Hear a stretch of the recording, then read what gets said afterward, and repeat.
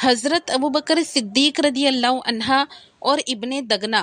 حضرت ابوبکر صدیق رضی اللہ عنہ نے بھی حبشہ کی طرف ہجرت کی، مگر جب آپ مقام برق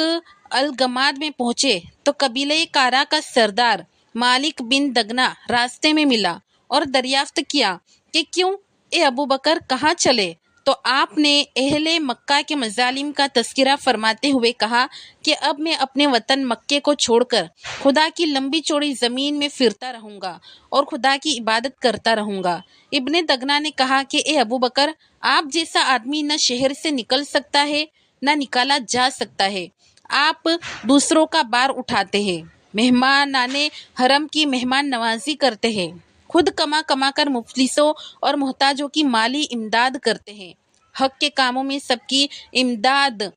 کرتے ہیں۔ آپ میرے ساتھ مکہ واپس چلیے، میں آپ کو اپنی پناہ میں لیتا ہوں۔ ابن دغنہ نے آپ کو زبردستی مکے واپس لائے اور تمام کفار مکہ سے کہہ دیا کہ میں نے ابوبکر رضی اللہ عنہ کو اپنی پناہ میں لے لیا ہے، لہٰذا خبردار کوئی ان کو نہ ستائے۔ کفار مکہ نے کہا کہ ہم کو اس شرط پر منظور ہے کہ ابوبکر اپنے گھر کے اندر چھپ کر قرآن پڑھے تاکہ ہماری عورتوں اور بچوں کے کان میں قرآن کی آواز نہ پہنچے۔ ابن دغنہ نے کفار کے شرط کو منظور کر لیا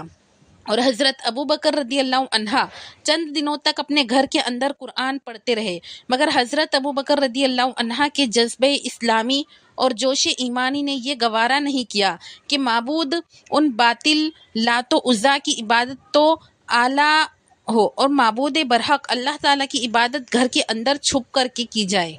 چنانچہ آپ رضی اللہ عنہ نے گھر کے باہر اپنے صحن میں ایک مسجد بنا لی اور اس مسجد میں